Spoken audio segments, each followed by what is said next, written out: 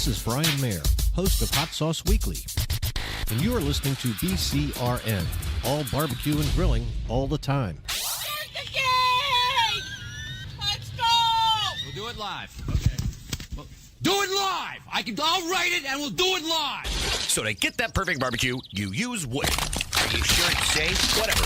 We put the lighter fluid on, strike the match, and... Oh! Should we call the fire department? That might be a good idea.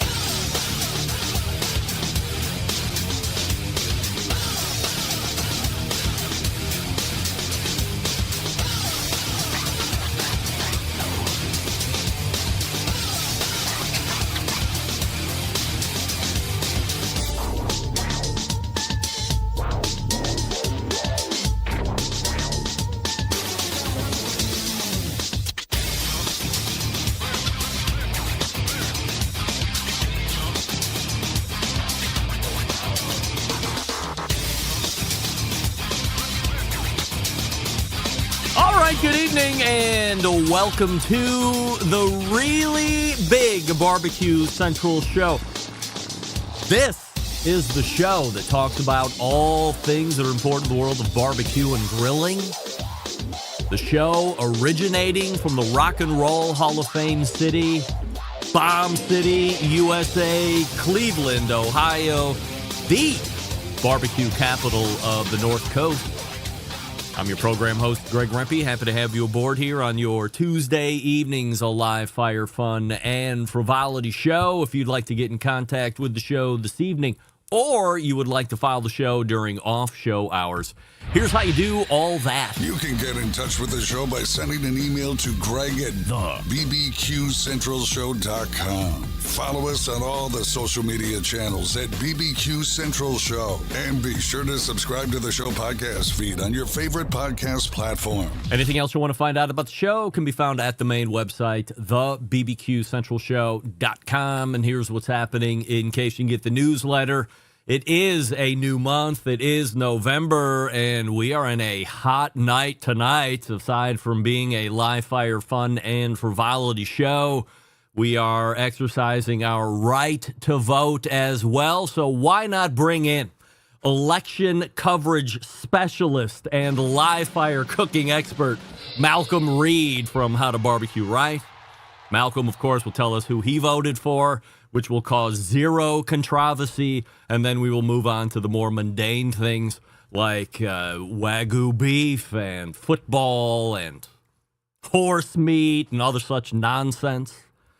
And then at 35 past the hour, we will welcome a brand new guest, somebody who is really into fitness, somebody who has run triathlons, somebody who has found CrossFit passion, but more than that, somebody who is an avid and robust backyard griller. Eric Hinman joins the show.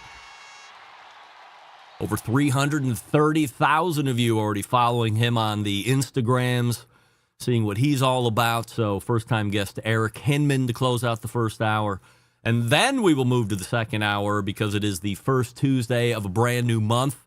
And we cross our fingers and hope that he shows YouTube cooking sensation and media maven Sam the Cooking Guy, 14 past the second hour. And then depending on how long that goes, I've left 35 past the second hour open. We have some housekeeping items to get to. I have this update to give you. If you're not watching, you missed that. I pointed to a shirt. You know what that means. So we'll get an update on that. And I have some other things to talk about as well before we close the show out. But that's how it's laying out here this evening. Malcom Reed and Eric Hinman in the first hour. Sam the Cooking Guy and your humble host in the second hour. Don't forget you can follow me socially, Instagram, Twitter, TikTok, Snapchat, and LinkedIn, all at the handle at BBQ Central Show. We say good evening to those of you watching tonight through one of the video streaming platforms. You can go to Facebook.com/BBQ Central Show or Twitter.com/BBQ Central Show. You can also watch over on YouTube, which is youtube.com/@BBQ Central Show, where we have a new YouTube poll question of the week. And we're asking everybody this, including all guests. It's a loaded question, so forgive me. Would you rather make your own steak at home versus eating it at a steakhouse? And currently, wow, 100% of you are saying, yes, you would prefer to make your own steak at home versus eating at a steakhouse. I'll get more into that here in a second. We do not have results from the poll question last week because there was no live show last week. There was new to you content dumped in the podcast feed, but there was not a live show last week in case you missed it. Of course, that sparks the question and where we start this evening. Where were you last Tuesday? Great question. As many of you know, I am now a high level, one of the most senior members of the truck group. We call me a director of sales, of course. I can fire a lot of people. One of my biggest accounts as I transitioned from major accounts manager to director of sales was a company out in Tampa, Florida. We've secured them, and they wanted to meet me and my boss, the VP of truck sales. He's the only person ahead of me, by the way. He can fire me, but I can fire everybody else. And if I ask the owner of the company real nice like, I could probably get Mike fired as well, but I don't. I like Mike. So we were in Tampa a week ago. At this stage of the game, we were at Charlie's Steakhouse in Tampa, Florida, which is from what they tell me, old school steakhouse. There was a lot of wood furniture. There was a lot of wood on the walls. There was a lot of wood on the ceilings. Surprisingly, there was a live wood-fired grill in the center of the kitchen. I'm always a little leery on what's legally allowed through code these days, but I do see more real wood grills that are being used. Of course, in my estimation, that does take a little bit more of a expert griller to cook those steaks because a little harder to manage a fire if you don't know what you're doing when you have live coals underneath it versus using a broiler like a Schwank or a regular grill, something along these lines. And that's where the question was born. I mean, this wasn't a cheap date by any stretch of the imagination. I think between five of us, we were in towards $1,200-1,300. A lot of that was not like drinking or anything like that. It was food, so it's pretty expensive. And I had a prime 21-day dry-aged ribeye. And I have to tell you, it has led me to the belief that I can no longer go out and have a restaurant steak anymore, no matter the elite level of that steakhouse. Now, where I will contradict myself immediately would be I would certainly give another chance to RPM Steakhouse in Chicago, which was my most substantially awesome experience at a steakhouse, and then a 1B to that, and I've been there 5 or 6 times over the last handful of years going through volleyball in Indianapolis, Indiana, of course, to St. Elmo, which has always been top tier. But after that, it falls off, and it falls off quickly. Unfortunately, what doesn't fall off is the amount of money that you're spending in a lot of these high-level steakhouses that, to me, are giving me, let's say, average to a little bit above average steak end product. That doesn't cut it for me anymore. That's disappointing. That doesn't make me want to go to steakhouses anymore, and it makes me want to research what else is in the area. Does this have, or is it known more for its Latin flavors, or is there Asian flavors that I should be looking at instead of just easily going to whatever the most popular steakhouse is? And I'm not ready to spend either my money or the company's money on what is average steak going forward. And Charlie's cinched it for me. It is exactly what I think is wrong with a lot of what I would call higher-end steakhouses. Even my boss said he thought the drinks were light. I mean, that's where you got to make it up. At least pour the drinks stiff if you're going to order a drink. Don't go light on that.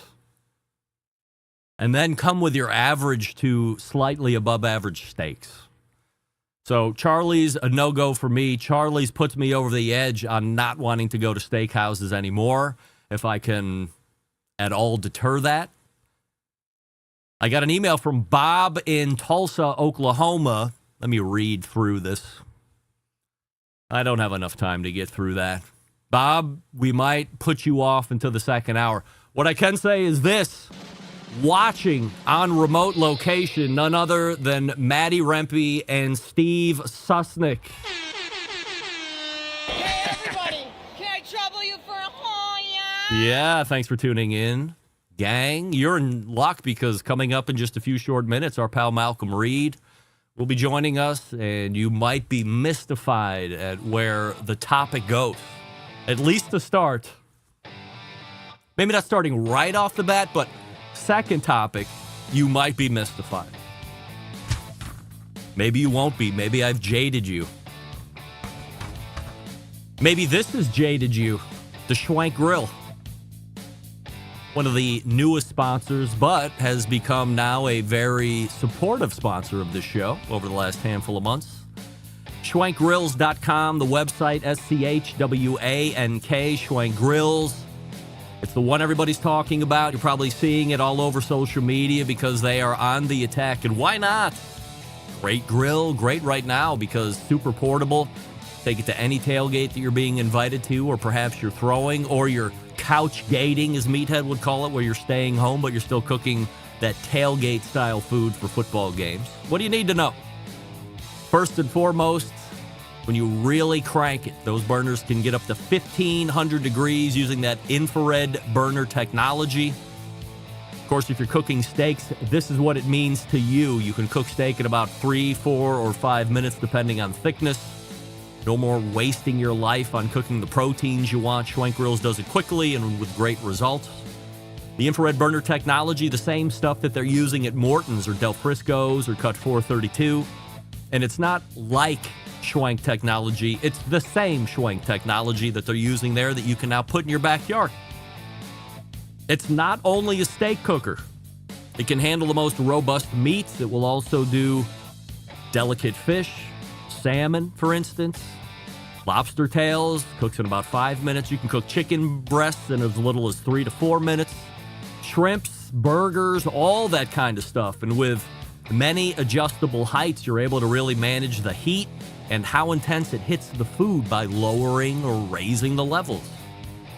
Do I hear a new addition to the backyard for grilling season that's coming up next year? Or how about the holiday season? That's right, whoop-de-doo and dickory-dock. We got some Black Friday deals coming up about next week, so stay tuned for that. But in the meantime, you want a deal, I know you.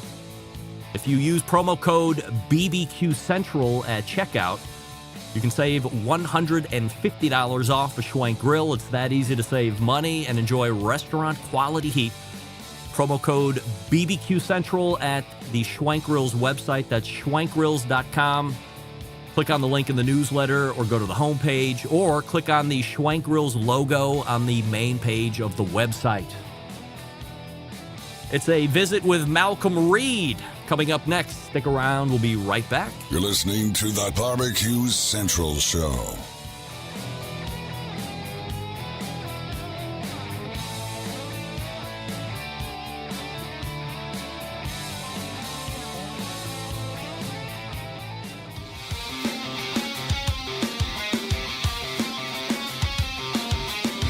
Broadcasting live from the Barbecue Central Show studios in Cleveland, Ohio. You're listening to the Barbecue Central Show. Once again, here's your host, Greg Rempe.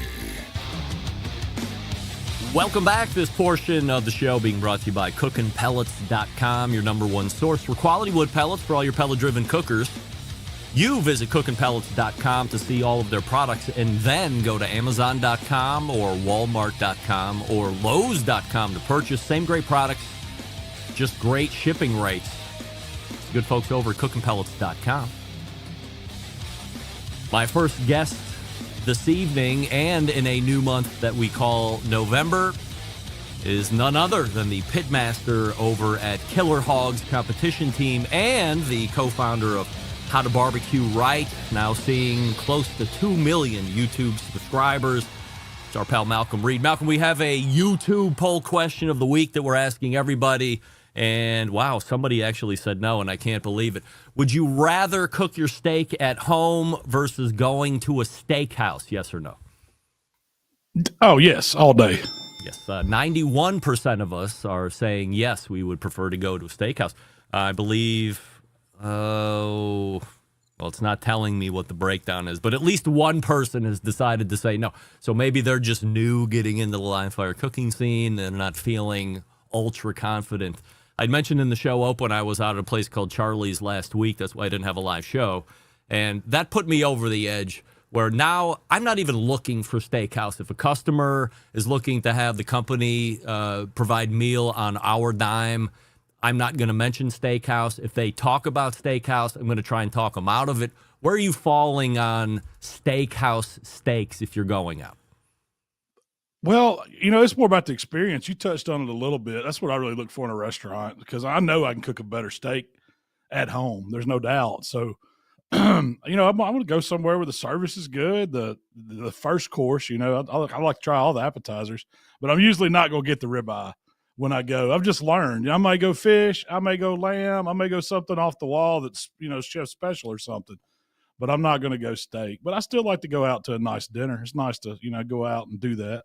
If you go to a high-end steakhouse, are you getting or do you find that they give you that meat presentation before you actually go to order where they're showing the raw cuts wrapped in plastic? I've had that. I don't know if it impresses me a whole lot to see them or not, walk around to show you the steak and all that. I don't need to pick that out. I want them to pick out the best one in the back of the cut I order. I don't have to see it raw. This is not a sports show. But in September, we turned it into a sports show for just a hot second. And you were setting expectation that the Minnesota Vikings were going to be, in a word, horrible. And what we have come to find out is that the 5-2 Vikes are having the season I thought the Cleveland Browns would be having at this point, but it's exactly in reverse. What the hell happened? We got lucky. I think it's coaching on the Vikings part. I mean, we got some talent, but when they had, when Darnold's got the quarterback, how many teams he's been at 2 teams and run off. So I was not expecting it at all. We're getting above average quarterback play from him, which is great to see. The coaching has been outstanding, but I think the real key has been the defense getting after it.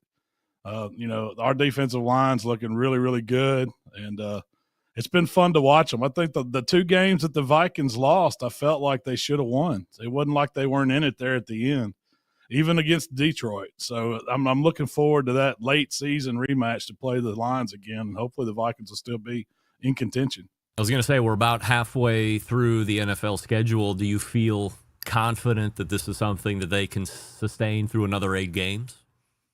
I think so. Looking at their schedule, it's not too rough. The North's tough. Green Bay's playing pretty good ball when their quarterback's healthy, and Detroit's got to be the cream of the crop. Oh yeah, in the NFC. So it's going to be fun to watch. Malcolm, have we never had the horse meat discussion on the show before? Or perhaps the better question is, have you been blissfully unaware of my grassroots movement to get horse meat consumption in this country legalized? I have. We've never talked about it. Yeah, and it just came up on my podcast a couple episodes ago, and someone said I had to talk to you about horse meat. Ask Greg. So I want to know, man, what's the thoughts on it? Well, first and foremost, let's preface any further discussion by saying this. You cannot buy or ship horse meat for consumption in this country. Neither Malcolm nor myself are telling you that you have to go eat it. I mean, if you want to try it, the best thing to do is leave the country. Go to Canada where it's legal, go to Mexico where it's legal, or go to Europe where they have restaurant after restaurant that serves horse meat prepared in whatever the hell the way they prepare horse meat is. Now, I know some people that have been in places where it's legally allowed to be served and consumed. I'll be honest, I haven't had one person tell me that it was terrible or that it was gross or that it was off-putting. Quite the contrary.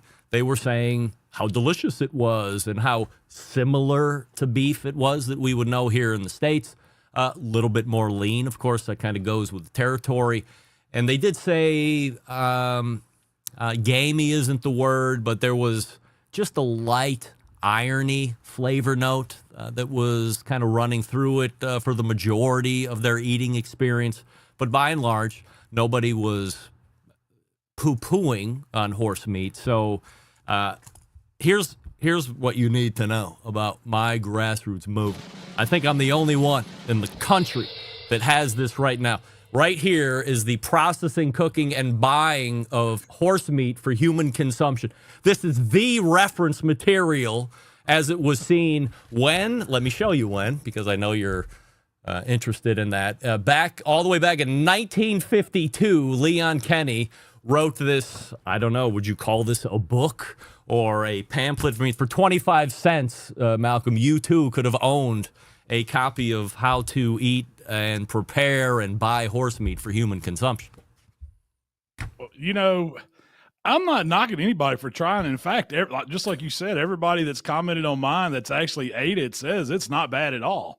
But I guess it's just a faux pas. It's one of those things where when I think about it, I don't think of horse as being something that we should eat. It's a lot like dog or cat or something like that. I just don't think we should eat it. But that being said, I mean, if it come down to it, I'd probably eat a horse if I was starving. I wouldn't think twice about it. So you make a good point, and this has been one of my running arguments. By the way, there's somebody probably listening to the show right now by the name of Diane Me, who, when I was really on the horse meat kick a number of years ago, like I was infiltrating youth. This is when Bobby was in the middle of her travel volleyball days. I had the Horse Meat 2016, Horse Meat 2017 T-shirts, and I was giving them to the JO volleyball players to just like wear out in the wild so people would ask them about it. I made my own little proselytizers of trying to legalize horse meat. Obviously, you can see where it's gotten me, like nowhere quick. However, if you look at a farm and you run a fence right down the middle of the farm, on one side of that fence you have, as you mentioned, cats, dogs, and horses. You don't eat them. Nobody thinks about eating them. It's poo-pooed on, all that fun stuff. On the other side of the fence, you literally have every other animal ever, which are also on the you can eat it if you want to list. In other words, it's not illegal to eat it, but how did the horse make it over on the other side of the fence with the cats and dogs? What's your best guess? Well, I did a little research on it, and the best thing that I could tell, besides what people thought about it, was they say that all the stuff that horses have been fed over the years has done something to the meat, supposedly. And I don't know whether it's, medicine, what man's fed them or what, but they claim that that's why the government can't inspect horse meat for human consumption. Now, I don't know how true that is. You Google something and you don't know whether you believe it or not, but I think it's more of the thought that we view these things as, a companion almost. You think of a cowboy with his trusty steed, it's one thing. You don't have this conception of eating that horse like you would a cow or a pig or a chicken or something like that. And the same thing goes for pets. But, I guess if times got tough, they'd probably eat you. So no doubt about that. If you look back over times getting tough through American history, it has been legal, and there were plenty of times where consumption of horse meat was not only done out of financial necessity, but there was a preference. There was a lot of detailed writings about Americans eating horse meat through the years, especially when times were tough. Beef was too expensive, so horse meat comes in, kind of saves the day from a protein standpoint. And nobody was complaining about it back then as far as taste or anything like that. It was all taken in stride and actually preferred in some instances. So not until maybe 2007 when the federal government stopped funding inspections for horse meat. I think that's really what kills the industry. So they were processing horse, but they weren't selling it here. Of course, it was getting shipped mostly to Canada or Mexico where it's legal to eat, but they were processing it here. But as soon as you stop funding inspection, that business becomes like financially unfeasible to continue to run, because if the government isn't subsidizing it, the cost to bring inspectors in on your own is way too much. And quickly those businesses evaporated from the face of the earth.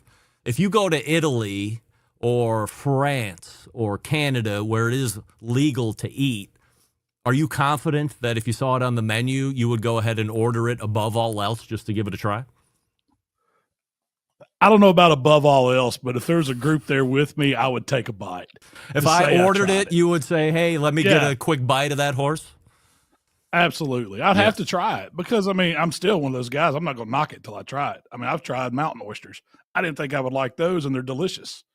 So it goes along that. You know, it's just some things you get in your head, oh, I shouldn't, you know, maybe I shouldn't eat this or it's going to be weird. And then you get the nerve up to try it and you like it. So, I mean. I would like There's always that one kid in school that ate glue. So apparently some people like it. Yeah, right. I mean, like, that's not illegal. You eat glue and you're not allowed to eat the horse. I mean, horses glue. I see what you're doing. You're kind of bringing it into a mix there. I see what you're doing. I would like to, again, double down on the fact that, look, don't eat horse. So where the gray area exists currently, and I did study up on this, if you had a horse, Malcolm, and the horse died, I mean, maybe you could go ahead and, like, dispatch the horse if you wanted to because you want to eat it. I don't know. But if the horse dies, it's not illegal to process it and eat it. You can't sell it. Can't take it anywhere. But if it's on your property and somehow you come into this horse, it's not illegal. It's not illegal for you to eat it. However, medically and health-wise, I don't know, as you said, what kind of medicines you're giving your horse. You know, horse, sometimes it's like bute or whatever the hell they call it, or all those steroids, things like this. I don't know how fast that metabolizes through the horse. That's probably where people are talking, well, if you eat horse, you're going to die if you eat it because they're pumped full of all these medications. Understood. Not telling you to do that. Just, again, putting out for public consumption, because Malcolm obviously wants to partner with me in the legalization of horse meat for human consumption. I don't want to speak for him, but I'm pretty sure he wants to do that with me. We're going to get it going. We can do it. This is.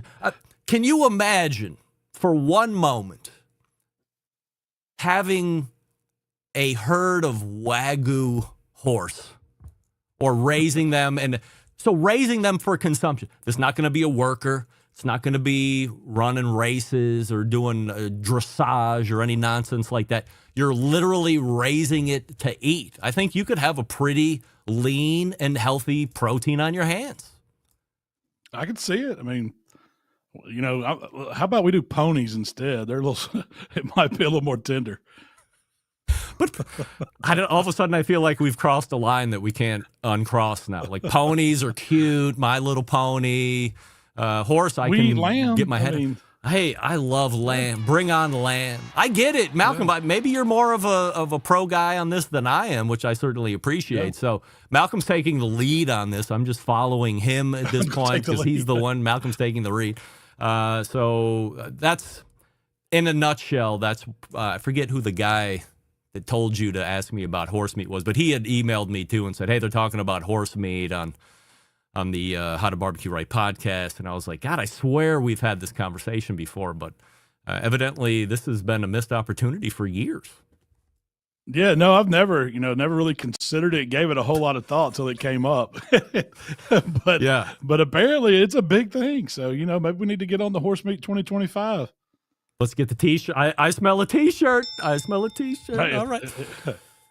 We have your favorite holiday, or one of your favorite holidays, coming up here, end of the month, that being Thanksgiving. Any tips or anything outside the box that you and the Reed family are going to be trying out this year?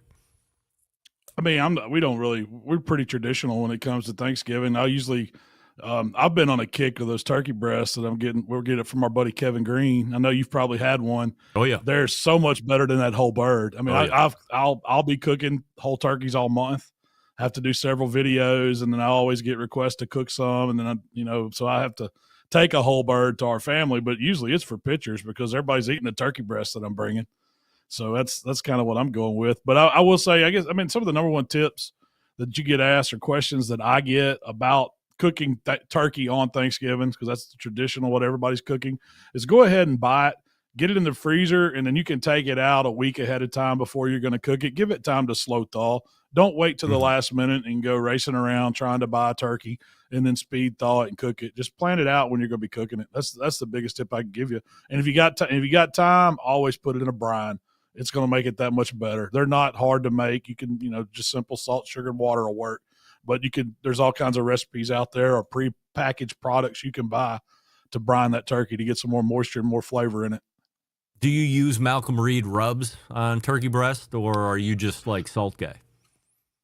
Usually I go a little Cajun style on the turkey breast just because it's so neutral, and I might put it in the brine for a couple hours, but usually I hit it with a little Cajun seasoning just to give it a little peppery, and the Cajun season has the thyme and, parsley and different herbs in there. So you're going to pick up some of those traditional flavors.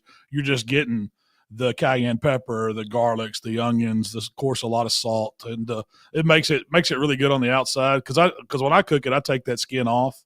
It's just a boneless, skinless, big giant turkey breast, and so it's super tender, super juicy, and then it's just got enough seasoning on the outside to give it some flavor. But you really do taste the turkey. Do we have a hunt camp coming up soon? Absolutely. I can't. When does that season happen? Opens. So our rifle season opens the weekend before Thanksgiving. Oh. So that Saturday before. So I will be at camp that whole week, and then I'll probably go visit my parents. We'll go up and spend the night with them and have a big Thanksgiving on Thanksgiving Day, and then back to deer camp. Do you have a quota of deer that you're looking to knock down this year? No, I mean, we usually eat 2 or 3. My family does a year. But Wow. we make summer sausage, we make breakfast sausage, we make link sausage, and then we cut up steaks, and then I always like to keep some whole roast too. But we stock the freezer. But hey, Greg, I'm going on a bison hunt in December. And, Where do you do that? And North Dakota. It's like right outside of Bismarck, North Dakota. Whoa! I've never been. This is the first time ever. I got invited to go, and I couldn't turn down an opportunity. I may never get a chance to go back. So I've got a tag to shoot a bison, and they say when they get it, when it's cut up ready to go home with me, it's going to be about 700 pounds of meat. So What? I've got to buy some freezers, man. I don't even have freezer space for it. Do they ship it down to you? No, we're going to bring it back, and I've actually found a USDA mobile butcher in the state of Mississippi. I think there's only a couple of them, but he's actually going to come to us when we get back. We're going to. Now, It's legal to bring bison. You're gonna knock this bison down, hopefully, and you're bringing it back whole. Driving it back from Mississippi, like 16, 17 hours. What are you not driving whole. it back. It's going to be quartered. It's going to be quartered. All right. Oof. That was a question I had, and this is what we're doing.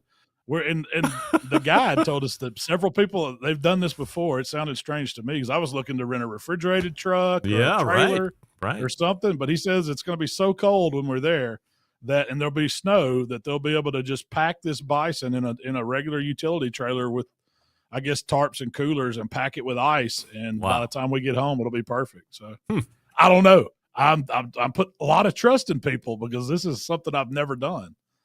So what kind of a gun are you using to pop a bison? I'm going to take a rifle. I've got a 300 Win Mag that I'm going to take. So I hope it's large enough. But they don't tell you what to bring. Yeah, it's kind of up to you. I think what you want to bring. Some people shoot them with a bow, compound bow. So it's possible to take one. Wow. From what I've seen on the hunts, it's kind of like you go out and you kind of spot them and then you try to stalk close enough to them, but it kind of looks like shooting a cow out in the field. I ain't gonna lie, because they're just out in the middle of this prairie and it's all frozen and they stick out. Yeah. So the trick is getting close, getting in range of them. But with the rifle, I feel confident. It's such a large animal that I'm pretty sure I can hit it. So often, I think they say over 90% of them don't go down on the first shot. So then they're running? Normally have to. They could be. The videos I've seen, most of them just stand there and take it. But I don't know. So this is. I'm telling you, man, this is new. I'm gonna have a full report. Wow. Come January, I'm gonna have a good story for you on the bison. I can't wait. All right, we're gonna look forward to that. In the meantime, I'll have to send you. I'll freeze some steaks when I get them. Yeah, and then I'll overnight them to you so you can try some of this bison. Yeah, and then we'll have have it coming out the ears. We'll have tasting notes on a future episode as well. Then. If you eat a bison, you might as well eat a horse, right? There might as well be kissing cousins. Might as well.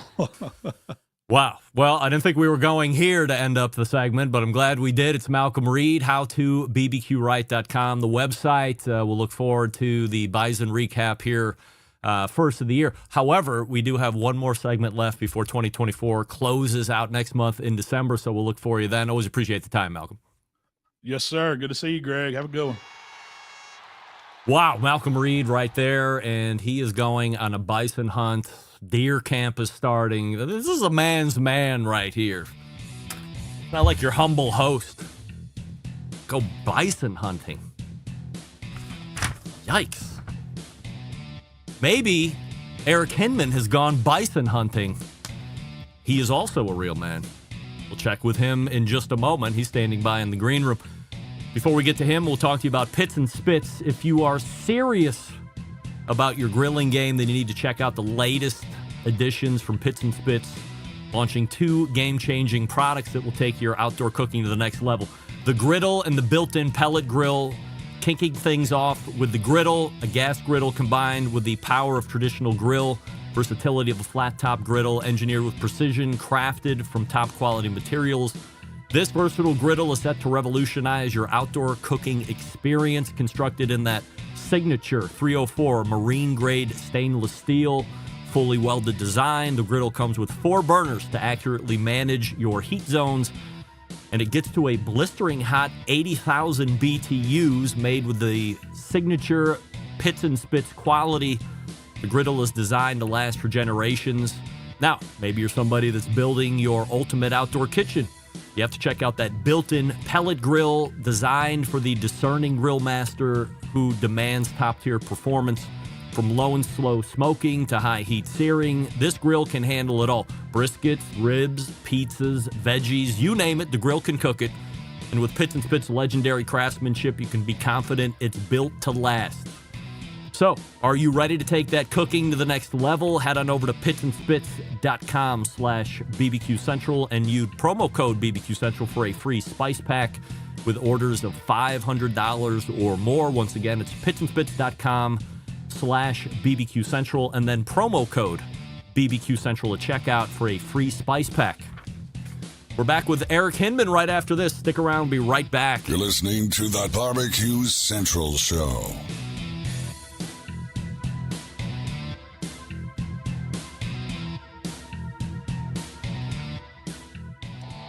Howard Stern, Jim Rome, Dan Patrick, and Greg Rempe. The Mountain Rushmore of talk show entertainment.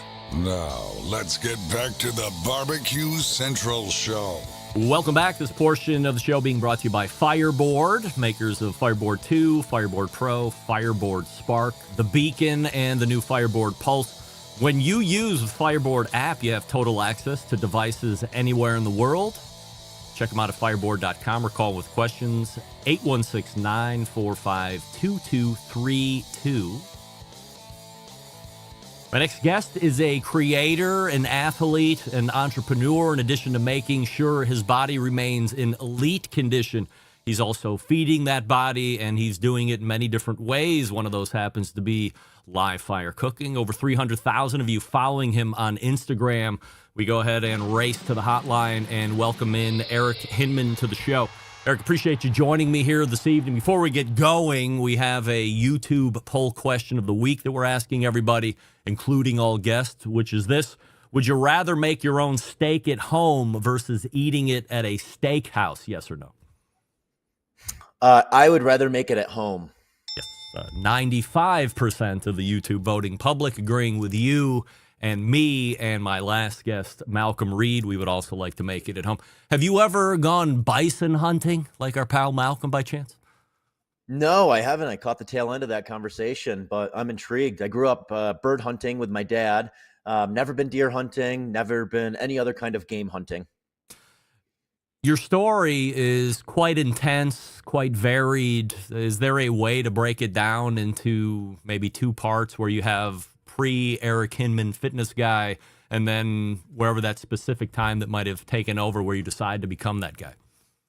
Yeah, for sure. I mean, I played sports in high school growing up, so I had an athletic background. I grew up in a really small town, Pulaski, New York, on Lake Ontario, and got into business right after college, starting my own property and casualty insurance agency. And I was driving a lot, sitting in a car, driving 50,000 miles per year. And I got pretty out of shape, and I didn't really have any education around exercise, healthy eating, sleep, and how those affect your well-being. I always thought that exercise and diet, they were for a physical aesthetic or for performance. I'd never correlated them with energy or mental clarity or emotional well-being. And I got into triathlon and specifically Ironmans in my late 20s. And, that really taught me that all of these wellness practices, they go far beyond just performance physically or any kind of physical aesthetic. It was really during those years that I associated it with, I just feel damn good. I have energy all the time. I don't have this lull in the afternoon anymore. I'm sleeping way better. My mood has been improved. I'm positive. And, I really started attracting a lot of opportunities into my life during that time period, just from doing something I loved and having high energy and exuding positive vibes. How do you go from being out of shape insurance sales guy to eyeballing triathlons? How does that bridge even happen?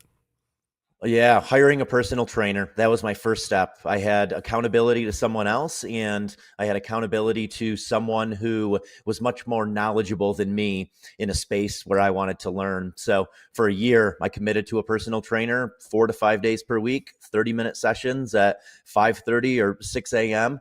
And through that, I started running again and then bought a bike and met some friends who had signed up for this half Ironman that was coming to Syracuse, New York, and decided I wanted to throw my hat in the ring and try a triathlon. So, I started small. I started with a sprint distance triathlon. I thought I was going to drown in the swim on that, and was just like gassed afterwards, and then did an Olympic distance triathlon and then a half Ironman. And after my first half Ironman, I remember telling my friends and family, I'm never doing that again. That was the worst thing I've ever done. I bonked on the run. I was just, oh man, I was so dehydrated and cramping up. And then like an hour later, I'm on the computer signing up for Ironman Lake Placid the next year. So it's amazing how the sport just kind of sucks you in, the pain becomes pleasure in a weird way. What's an Ironman specifically? So an Ironman is a 2.4 mile swim, a 112 mile bike, and then a marathon at the end.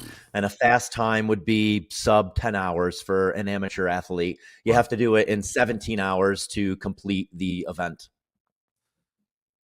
How do you train for something like this? I mean, you got to be pretty good at 3 different disciplines that aren't really alike at all. Yeah, you swim, bike, and run a lot. I hired a coach during that time period. And again, like with everything in life, I feel like the only way to short track success is either surround yourself with people who've gotten where you want to go or hire coaches and mentors who can help you along the way. And that's what I did with triathlon. There was this guy, Mike Corona, who was beating me in all of the local triathlons. And I hired him as my coach. I'm like, he knows something I don't know. And I dedicated myself like a racehorse to his plan and just executed on a daily basis. And that compounded over time. So, with these endurance sports, there's a right way to train, which is training, and there's a wrong way to train, which is exercise. And there's nothing wrong with exercise, but purposeful training is going to get you much further in whatever you're looking to do in sport. So he taught me all about zone 2 heart rate training, which is a lower heart rate. For me, it was around 130 to 140 beats per minute. And I was doing 80% of my training in that heart rate zone, my running, my biking, most of my swimming. And then we would do a lot of training, short intervals at a very high intensity to increase threshold. And that's kind of the magic duo is you do a lot of this aerobic engine and durability training, and then you improve your top end. And then that allows you to hold a high percentage of your threshold for a long period of time. And that's the magic of any endurance sport is, if you have a high threshold and you can maintain 85% of that for 10 hours, you're going to go pretty damn fast. No doubt. I had mentioned in the open that aside from health, or a component of the health is fueling your body the right way. You had mentioned that you are a grilling enthusiast. You can see that in some of your social media posts as well. What kind of cookers do you have? Yeah, so this whole world of barbecue is fairly new to me. I'm pretty stoked that I'm on a barbecue talk show. Thank you. Yeah, for sure. The smokers and the grills that we have are a Yoder smoker. We have the YS 640. I have a big green egg, and then the Schwenk grill for searing steaks at a very high temperature. And I kind of rotate between them based on what I'm feeling, whether I want it to be more art or more science, and, what cut of steaks we're grilling. But pretty much every single night we're using one of those. And we have friends that come over every night to do contrast therapy in our backyard, which is going from a sauna into an ice bath, and then always cook for people afterwards. So, I've found that the practice of grilling and smoking meats at home goes far beyond just, controlling what you're eating. I really like the community aspect of it. I like the reward of, learning how to do something and then just perfecting it over time. And I feel like with all of them, they're skill-based activities where you can continue progressing. So we love Yoder here. We love Big Green Egg. They're really big brands in the space, but Schwenk actually happens to be a sponsor of the show as well. So if I could kind of spotlight that just for a few moments, I guess, what do you like specifically about the Schwenk grill? And then what do you like to cook the most? I guess what would be either most of the time to you, and then what do you like to do outside of the box maybe? Yeah, I mean, the Schwenk is second to none in searing steaks. It has an infrared heater on the top of it that gets to 1,500 degrees, and you just put the steak about an inch away from that flame, and man, it cooks a perfect medium rare strip or ribeye, is typically what we would do. And the sear is just incredible. And then there's this juice pan underneath it that the juice is dripped down into. So when you're done searing your steak, you roll it around in the juice pan and it just soaks in the juices. Every time it just comes out perfect medium rare, which is how I like it. And it comes out incredibly juicy. So I notice on the side there's different levels of height that you can get to that. So are you a guy that's mostly using it as close as possible, or depending on what you're cooking, you're definitely taking advantage of the different levels? I'm mostly doing strips or ribeyes on it. So I'm mainly doing, 90 seconds each side, and that's, pretty good for a 2-inch steak. I did do a really thick bone-in pork chop on it. And with the bone-in pork chop, you're definitely varying how close it is to the flame, because if you just leave it right up there next to the flame, it's going to burn the top of it, but the middle is not going to cook well. So yeah, it does have that variability to be able to cook thicker pieces of meat as well. It does have the ability to go wherever you might go. Do you take advantage of portability and take it in the outdoors or whatever you might do? Yeah, I haven't yet. I just got it about 2 months ago, so haven't taken it out in nature or on any road trips yet. But I do like that feature of it, because obviously you're not taking the Yoder or the Big Green Egg with you unless you have a massive hauling truck. I'd mentioned in the show you've amassed 300,000 plus Instagram followers. When do you realize that you have an audience that is not only growing, but they're actually interested in hearing what you have to say? I mean, it honestly dates back to 2011, 12, the Ironman years.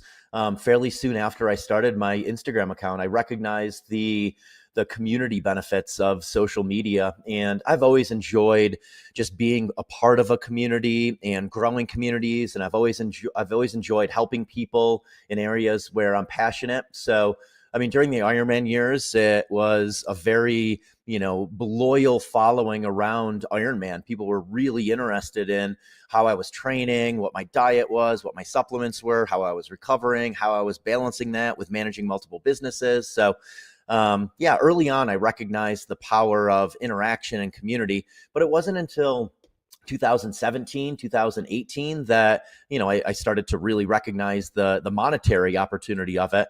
And that's really just as brands have shifted more and more of their marketing dollars to social media, to creators, to whitelisting. It's just growing at a rapid pace right now. And I mean, it makes sense. That's where a lot of eyeballs are going. People are just glued to their phones, and, YouTube, Instagram, TikTok, these are, good and bad in ways. They're good in that you can be inspired, you can see a lot of things, and they're bad in that you can definitely get addicted to comparing yourself to others, or just endlessly scrolling. So I always caution people, like, go on there, get inspired, learn things, but, be cognizant of not spending your entire life just scrolling and tuning into other people's lives. When you have amassed a following that you have, they're obviously engaged and they're interested in knowing what you do to hopefully better themselves. If you get approached by a brand, like, how are you going through your suss out period to decide who you're partnering with? Because you don't want to be seen as just like a cash grabber or getting some free stuff. You want to align with the folks that you feel might be as authentic as you are. 100%. So many of my partnerships I've had now since 2018, they've been long-term partnerships, and I'm specifically working with mainly early stage wellness brands. I know what my niche is. I know what I like. I know where I'm passionate. I know where I can move the needle for brands. And more than anything, I want to be valuable. I want to feel like I'm having an impact with whoever I'm working with. And I want to make sure that I'm adding knowledge for my audience and adding value for my audience. So yeah, generally, is it an early stage brand where I think I can really help them with awareness and helping them build community, helping make people feel like they're part of something with the brand? And is it something my audience would be receptive to? And is it something that weaves in well with my lifestyle? Does it work for me? Do I enjoy it? Am I wearing it all the time? I never intended for this to be a business. I kind of fell into it through Ironman. So I want to make sure that it never feels like that. Like, I really enjoy my life and how I get to live my life. So I make sure the brands I'm working with weave in well with my lifestyle. You ever eaten horse meat before? I've never eaten horse meat. No, I would say maybe cow heart is probably the most unique thing I've had on Valentine's Day one year. Is that good? You said unique, so I don't know how to take that. Yeah, it wasn't bad, but it wasn't something I would consciously order again. What changes or modifications should we as men be making in our lives today to help us get into a better health environment? Yeah, great question. I think a lot of the things I do now, they just relate back to our ancestors and how our ancestors lived their lives. I'm outside a lot. I'm moving a lot. My heart rate is elevated. I expose myself to discomfort on a regular basis. I lift heavy things. And a lot of these things, we have to kind of force them back into our comfortable life because we're not, we have shelter. We're not running from animals. We don't live like our ancestors lived. So yeah, for me, it's exercise, being outside in nature, getting sunlight. I really enjoy the mountains. I enjoy mountain biking. I enjoy trail running.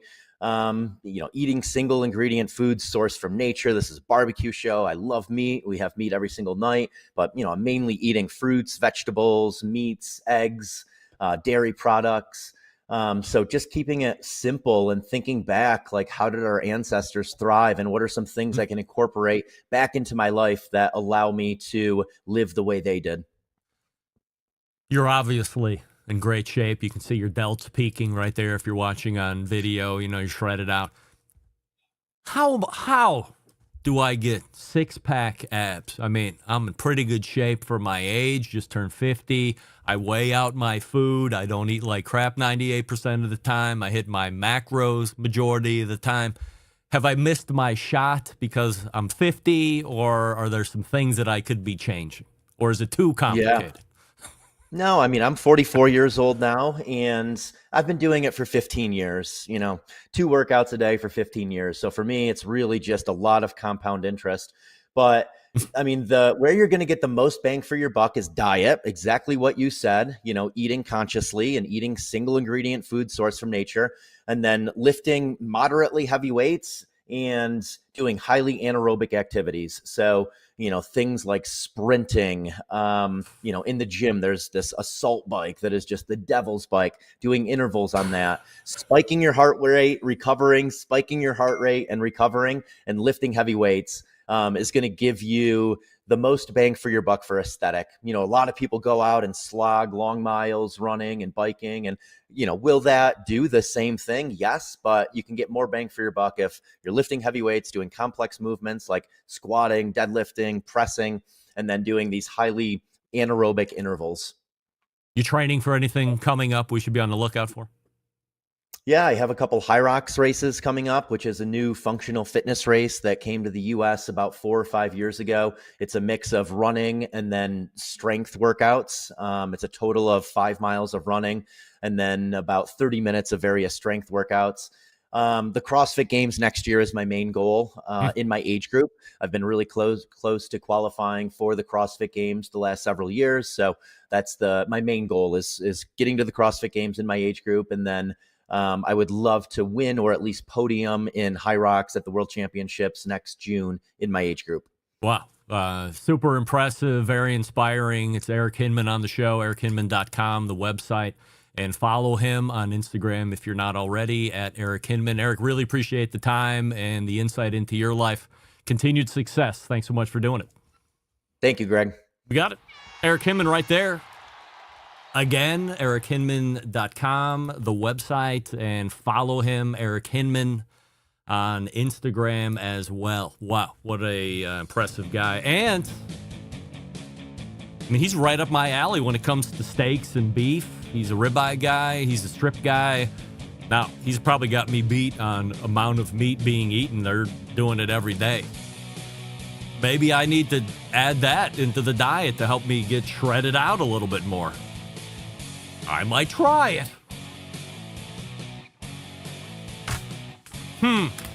I think I can do it. Hey, what do we love about ceramic cookers?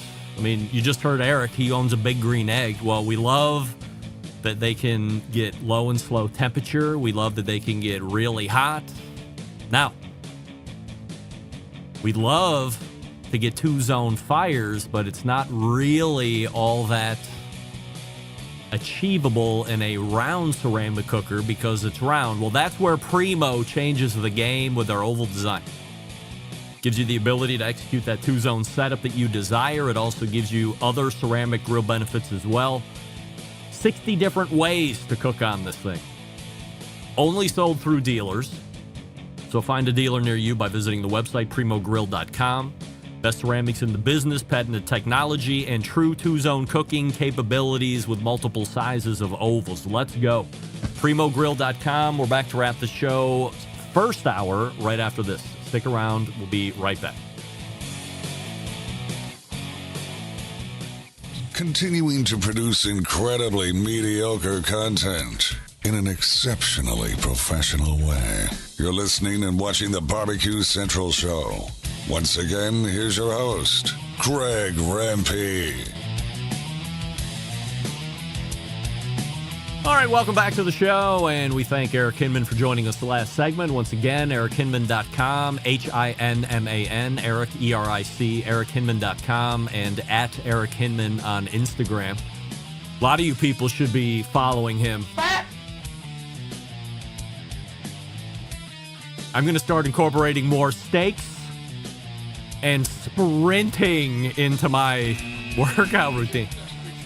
As soon as he said spike the heart rate and anaerobic, I was like, oh, that sounds like sprinting.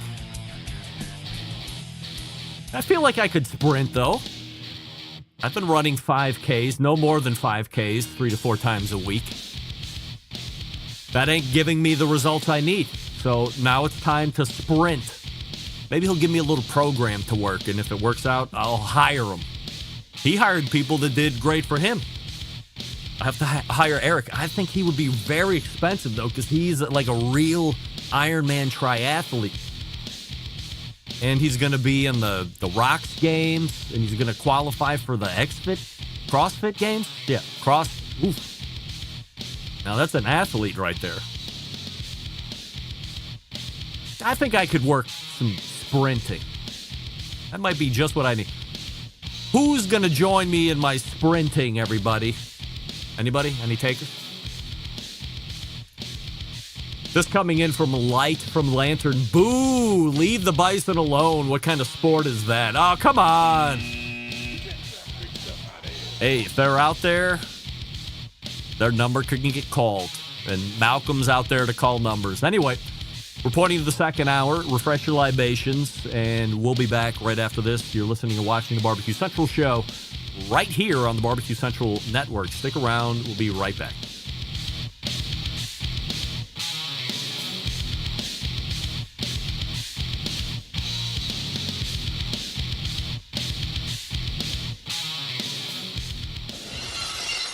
Hello, everybody. This is Gary Chuck, host of Wine Library TV, a.k.a. WLTV, and this is BBQ Central.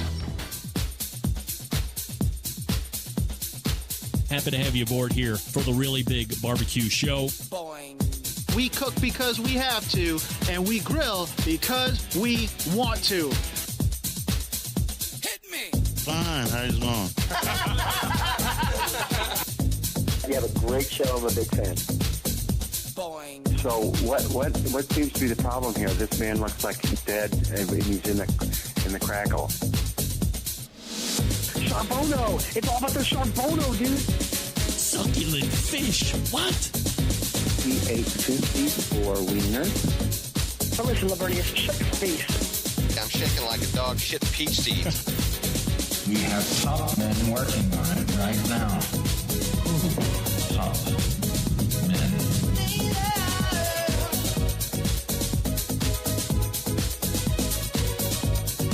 And just like that, we are into the second hour. It's the Barbecue Central show, where we talk about all the most important things in the barbecue and grilling community, the live fire industry, whatever you want to call it.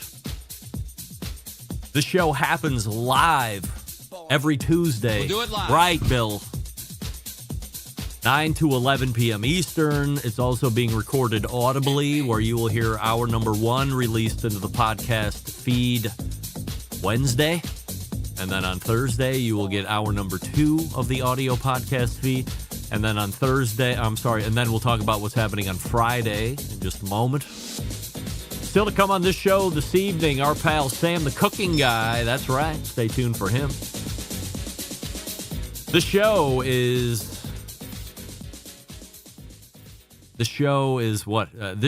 is being broadcast directly from Palm City, USA, Cleveland. We say good evening to those of you watching the show tonight through one of our streaming platforms.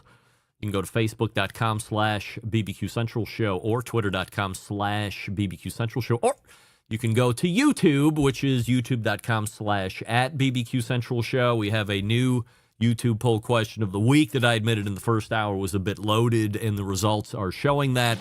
We're asking everybody, would you rather make your own steak at home versus eating it at a steakhouse? This audience, 95% of you are saying yes. Who's the one that said no? Is it one? I mean, it's not more than 2, but 1 to 2 of you said no. Again, there was a time and a place where even though I knew I could make a great steak, I wouldn't mind going out and having a steak at a nice steakhouse. However, that has gone by the wayside. Not doing it anymore. Or maybe like Malcolm said in the first hour, I'll go to the steakhouse, but I'll have the lamb instead, or I'll have the salmon instead, or the chicken almondine, or something other than steak. We've learned the lesson as of last week. So we live and learn, and we'll see how the rest of that poll plays out with Sam the Cooking Guy and the rest of the second hour this evening. Coming up on the best moments of the Barbecue Central show in 10 minutes or less this coming Friday, episode 358, if you can believe it, bringing you back to November 3rd of 2015, so 10 years ago, almost to the day.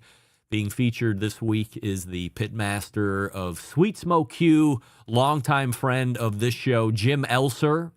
At this time in Jim's life, he had won the World Food Championship side of things on the barbecue sector or segment in 2014. So we were talking about his chances of repeating as barbecue champ in 2015.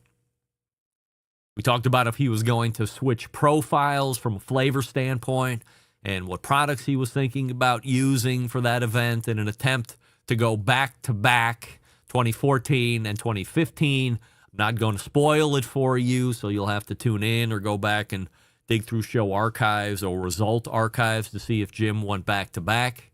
Jim, also a tremendous competitor for years. Florida Barbecue Association, Kansas City Barbecue Society, World Food Championships a number of times, has a great barbecue business, does smokers, has that whole co-packing business that he opened up a couple years ago. And most recently fought and is currently winning his own battle with a very serious cancer. So if you don't know Jim, this is a great segment to get to know him and hear about World Food Championships. By the way, World Food Championships set to start this coming weekend in my favorite city, my favorite destination across the nation, Indianapolis, Indiana, of course. You can subscribe to the show by visiting the show. You can subscribe to the Best of show by visiting the website, thebbqcentralshow.com/subscribe. And then once you subscribe to that, you will have unknowingly, but luckily also subscribed to the Barbecue Central Show's podcast feed. So all you have to do is sign up on your favorite podcast platform, and then Wednesday you get notified that hour number 1 is ready to listen to, and Thursday hour number 2 is ready to listen to, and then Friday a new Best Moments of the Barbecue Central Show in 10 minutes or less is ready to listen to. Also, don't forget that if you want to hear a guest or a segment that you think has been lost in the show archives, you can email our pal John Solberg, who is the executive producer of the Best Moments of the Barbecue Central Show in 10 minutes or less. Also, Michigan's embedded correspondent and Barbecue Central Show's guest Hall of Famer, John.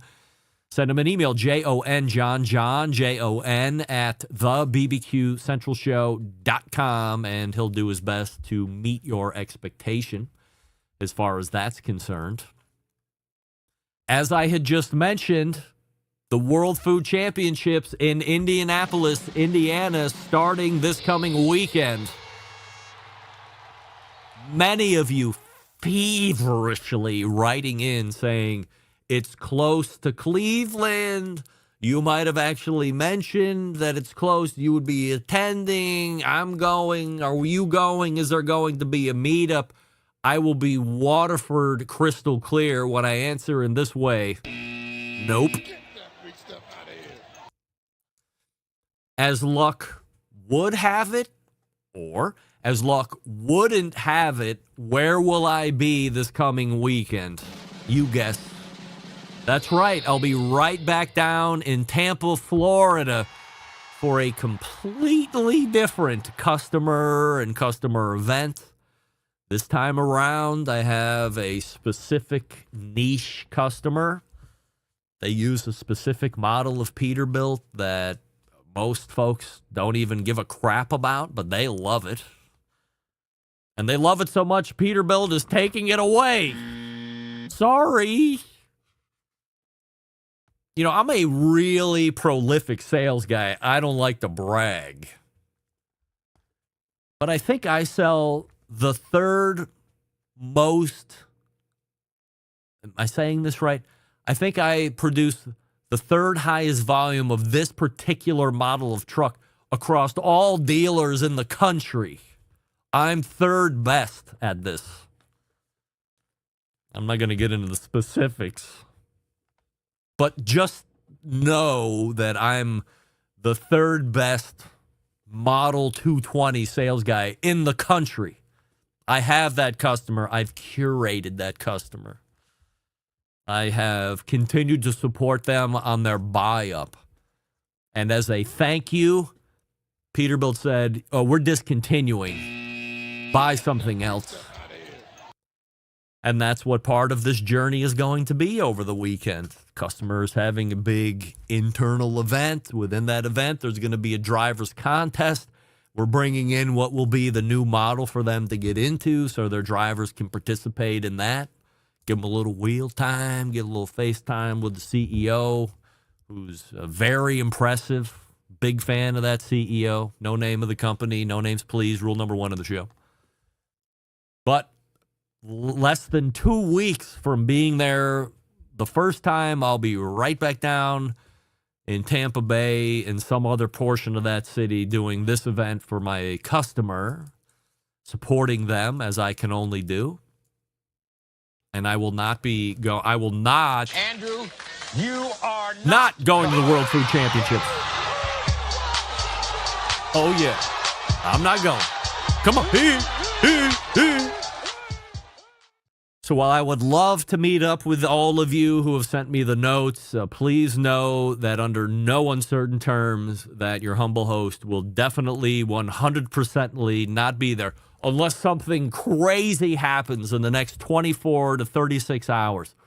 But wheels down at some point on Thursday evening. So between now and then, so we have we have the rest of the evening tonight. We have all day tomorrow and a balance of the morning and early afternoon on Thursday for everything to go haywire. And at that point, there could be a re-logisticalization of what my plan is. That was a word I just made up. That is not a word. Please don't send me an email. Please don't question me. I'm telling you right up front. Re-logisticalization is definitely not a word under any circumstance. It's just not.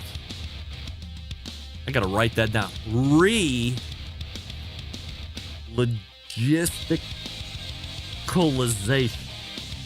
In fact, I'm going to run that by Sam the Cooking Guy. He might think that is a word. That'll be the new game show as we start it out. A native Canadian who is now a Native American. Not like Native American. Oh, you know what I'm talking about. Leave me alone. Hey. Before we get to Sam the Cooking Guy, let's talk about Franklin Barbecue Pits. What you have with the Franklin Pit is a deeply thought out and refined version of the old propane-style cooker that Aaron Franklin built for Franklin Barbecue. Stylistically, it reflects the kind of bare-bones, industrial, handmade aesthetic that he loves, as in the patina and the way the build allows you to see the welds and the craftsmanship.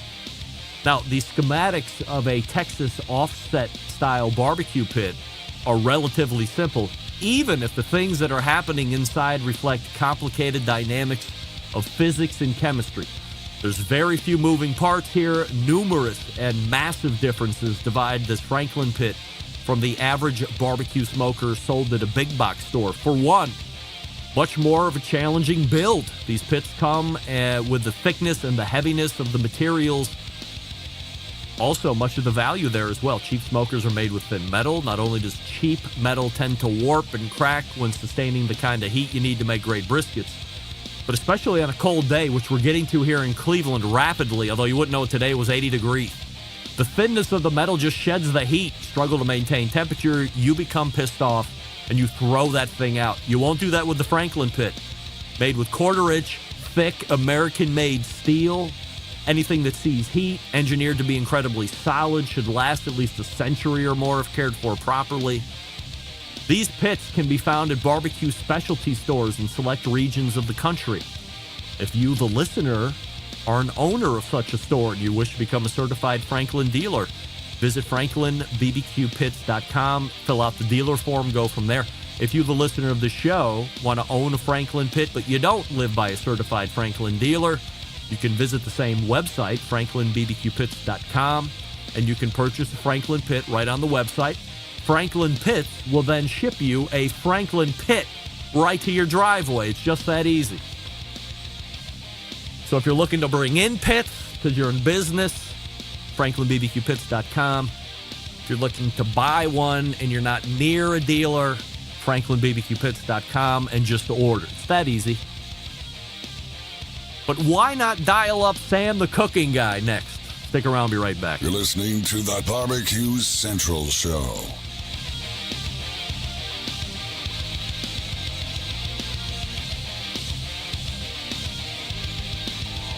Powered Howard Stern, Jim Rome, Dan Patrick, and Greg Rempe. The Mountain Rushmore of talk show entertainment. Now, let's get back to the Barbecue Central Show. This portion of the show being brought to you by Pit Barrel Cooker, the most unbelievable outdoor cooking device on the planet, currently available in 3 sizes with a host of accessories. Whether you're a beginner or a professional, doesn't matter. It's just a cooker you want to add to the arsenal. You visit pitbarrelcooker.com. Tell them the Barbecue Central Show sent you. And breaking news, Amber Glanville will join the show next week to close out the show, 10:35. We're going to be talking to you all about how if you own a Weber Smoky Mountain, they make an accessory that'll turn your Weber Smoky Mountain into a pit barrel cooker, and it's cheap. Cheap as the holiday season is quickly rolling upon us. All right, my next guest can be seen 3 times a week cooking on his YouTube channel on YouTube. 3.77 million of you are subscribed to there as of November 3rd of this year. He's a cookbook author, a TV show host, guest, a Barbecue Central Show's guest Hall of Famer. Most importantly, Sam, the cooking guy, is right there. Oh my goodness, there he is. Appreciate it. Wait, what's the reverse of a deja vu? Jadu day. There you go. I'm having that. You are? Felt like I was supposed to be here recently, but wasn't. That was a month ago. I know it was a month ago. Sam, we have a YouTube poll question of the week that we're asking everybody, and I think I know where you're going to fall out on this one. Would you rather make your own steak at home versus eating at a steakhouse? Yes or no?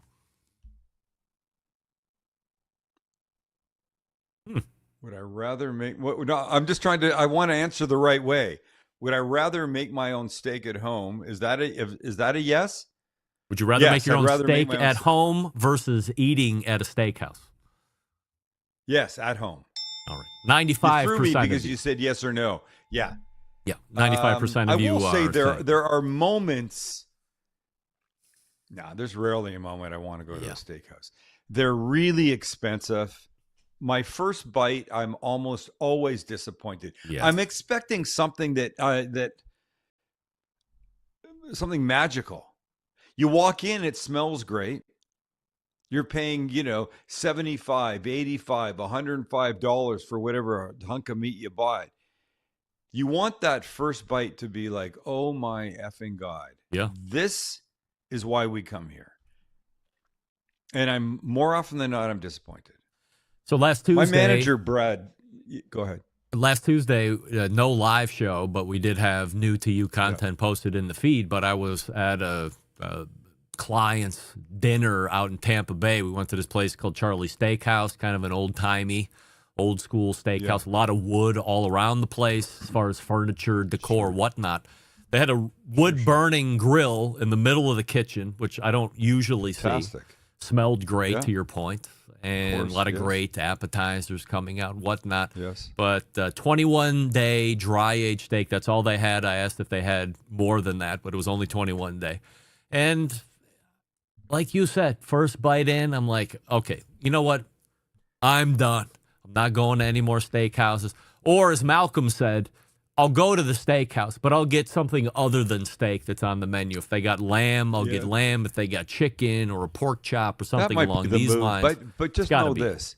There's something about the name steakhouse in the title that just means you're going to get fucking ripped off. They're going to charge you a shit ton of money for whatever it is. So if you go there and you go, I'm not going to get a steak, so I'm going to be disappointed. I'm going to get the lamb. The lamb's going to be ridiculously priced. The chicken's going to be ridiculously priced. It pisses me off. Go to a steakhouse and just order the sides because as far as I can tell, that's the thing that they do well. Yeah. Right? The potatoes, the spinach, the whatever, the mushrooms, the whatever. Not that I can't make that stuff, but sometimes you just want to have somebody cook for you. But I'm not going back to these places. I'm done. Do you have any personal thoughts on the retirement announcement of Hoda Kotb? Yeah, goodbye. See ya. She didn't like me. I had a moment with her. She was a juvenile. She didn't handle it well. And goodbye. Go retire. What's she retiring for? How old is she? 50? I thought she was 87. What is she going to retire for? She got that much money. What is she going to do? Trust me, she's going to be back for something. And whether it's that show. They retire to spend time with the kids, right? You've got please. I think she adopted later in life. She's got little kids. Great. Hold on. Great. And you know what? 5 years from now, they're going to be like teenagers, and then she'll want to blow her brains out. Hoda Kotb is 60 years old. I mean, she's ancient. Oh, she's retiring it. I couldn't retire. I don't know what I would do. I would go crazy. Hoda Kotb's annual salary reported to be over $20 million while she was an anchor on NBC's Today's Show. Can you believe that? God. $20 million? I would say they would have to cart me off to get rid of me to stop making $20 million. There's that one argument. There's that one argument that says you don't need to. You've got enough. 2 years at $20 million, you're probably okay. No, there's never enough. 2 years at $20 million, you get $10 million a year. I don't think that works. I understand your math, but I think you make $10 million a year, and few people are going to be frugal at that point and go, well, I'll work 2 years. You know who is the most frugal? This is way out of left field. You follow football at all? Not in the least. You ever heard of a guy named Rob Gronkowski? Gronk. Of course. Okay. Of course, everybody has. Saved every single paycheck from the New England Patriots, put it in the savings account, never spent one game check, only lived off of endorsement deals. And now the guy's set up like crazy. Like, few people do that. I mean, how many times have you heard the professional athlete? One other person. Who? Jay Leno. Yes, right. Never only lived off of spent a stand-up. cent of his. Yep, never spent a cent of his Tonight Show. That's right. Yeah. So very few of those people. I can't be in that group. I think most people make $10 million a year or $20 million a year, and they now amass a lifestyle that $10 million a year can provide. And I just like to make money. Like, if I was making $10 million a year, I would be like, this is great. And then I would also think, well, how could I make $20 million a year? But that's just my internal drive. Like, it's never enough. No, I do think so, at some, but I'm older than you. I've got what? Not by much. 15. How old are you? I just turned 50 in July. You got 15 years on you, bud. Yeah. I heard it. I've been there. The older you get, you learn things. It's called wisdom. And what's important changes. I'm not kidding. I'm not getting philosophical here. I get that. It absolutely happens. Yeah. The shit that's important to you when you're 20 is different than 40 and way different than when you're 60. Yeah. It really is. Yeah. How much longer do you have working, do you think? I had this conversation just the other day with somebody, a good friend. Famous? And we both looked at each other and went, what would we do? I don't know what I would do. I don't golf, which seems to be the thing that a lot of these guys live for and they talk about when they're I'm gonna fucking retire, I'm gonna say goodbye, I'm gonna hit the links, I'll be there every day. No, I don't have anything like that. I'd like to work. You know, we go to the airport and there's an information kiosk. And there's a couple of elderly people behind it. Yeah. Answering, excuse me, where's Air Canada's departure, blah, blah, blah. Oh, upstairs, down the hall, whatever. They're always super nice and friendly and helpful. And every time we walk past them, I look at Kelly and I go, I could do that. And she looks at me and she goes, sweetheart, I know you could. Oh, yeah. Because I'd be happy doing that. I just want to be useful. Mm. And I don't know what it is, but you ever see those guys? What is it? Retired RSVP, retired. There's a police unit. I think it's RSVPs on the side, and they're retired people that, like when there's an accident and you got to block off traffic, they send these guys. They're always like a gray-haired, they look like they're in their 70s, mid-70s or something. It's a police car, but it doesn't really have the lights, and it's slightly different color. Yeah. In San Diego, I think it's RSVP. It's like auxiliary police or something, right? Retired senior veterans patrol or something like that. RSVP. And I could do that. I don't want you doing that. I just want to be useful. I don't want. They're not getting in harm's way. You never know these days.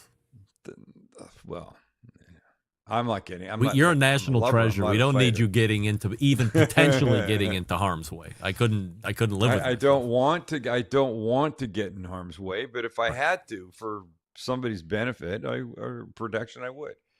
But that's why I think I'd be safe at the airport. Do you start deep frying bacon? Is that a regular thing for you now? No, every so often. Do I want to deep fry bacon? It's pretty effing good. Yeah? More fat. More fat means more flavor. And if you were using something, like a good tallow, wow, now you're talking a big pork tallow if you had that. Enough of that to fry. I don't think it's called pork tallow, is it? You'd be pork fat? What would it be? Beef tallow? Why wouldn't rendered if rendered beef fat becomes beef tallow? Yeah. Wouldn't I don't know for sure. I mean, I just think that somehow I just associate that with beef. I could be wrong. Is there chicken tallow? Nice. You want to play a game real quick? I would love to. Please. All right, let's play a game. Tonight we're playing Is This a Real Word? With your contestant, Sam the Cooking Guy. Sam, tell us a little bit about yourself. Oh, hi, I'm Sam the Cooking Guy. I'm 65. I'm in San Diego, California. I love cooking, deep frying bacon, and my wife, Kelly. Hey!